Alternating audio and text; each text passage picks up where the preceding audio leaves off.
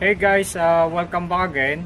So, andito ko sa isang historical landmark na matatagpuan dito sa bayan ng San Nicolas, dito sa probinsya ng Batangas, which ang lugar na ito ay kilala sa tawag na Old Church Taal Ruins, kung saan ito yung historical place ng lumang simbahan ng Taal mula nung pagputok noon ng Bulkang Taal noong 1754. So, let's go guys at tuklasin naman natin ang isang historical landmark na ito matatagpuan dito sa probinsya ng Batangas.